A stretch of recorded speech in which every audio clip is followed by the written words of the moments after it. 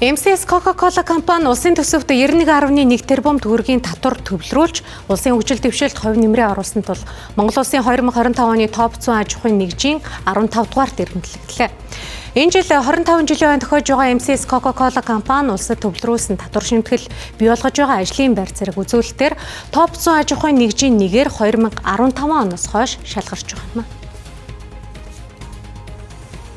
За улс орон даяар 16 мянган харилцагчтай MCS Coca-Cola компани 20 брендийн 163 төрлийн бүтээгдэхүүнийг дотоод савлж үйлдвэрлэн Монголын хэрэглэгчд хүргэж байна. За өнгөрч 2025 он тус компани 1160 хүнийг ажлын байраар хангаж дотоодын бизнес эрхлэгчдээс 239 тэрбум төгрөгийн бүтээгдэхүүн үйлчилгээ худалдан авч тэднийг дэмжин ажиллажээ. За өнгөрсөн он тус компани бүтээн байгуулсан голлох ажлуудаас дурдвал бүс нутагтаа анхлан хуура технологи суурилсан тогтун ундааны асептик үйлдвэрийг ашиглалтанд оруулж байгаль дээлтэй дэвшлэлт технологи нэвтрүүлсэн.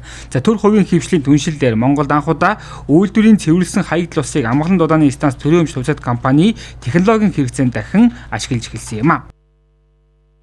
За одоо тэгээ олон нийтэд хамгийн гол нь хүртээмжтэй бүтээгдэхүүн үйлчлэгээ нийлүүлэхээс гадна одоо нийгмийн томоохон төслийн ажлууд дээр нэлээд манлайлж оролцож байна да.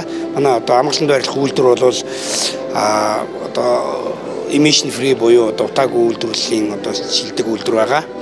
За нийтдээ ингээд 20 гаруй нэг төрлийн брендийг бүх одоо аймаг сумдад хүргэж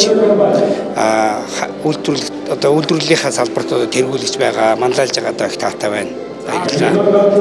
MCS Coca-Cola компани байгаль дээлтэй бизнес эрхлэх цогц хөтөлбөрийн хүрээнд өнгөрсөн онд нийт борлуулсан хуванцрын 50.2% тэнцвүүц хэмжээний хуванцрыг цуглуулж түүхийн эдээс эцсийн бүтээгдэхүүн хүртэл 100% Монголдо дахин боловсруулсан савлгаатай Bonaco усыг зах зээл танилцуулж байгаль дээлтэй утаагүй уурын зоохны тусламжтайгаар хөлөнжийн ялгарлыг 4800 орчим тонноор бууруулж байгаль эрх дэлхийг хамгаалах үүсэд хувь нэмрээ оруулжээ.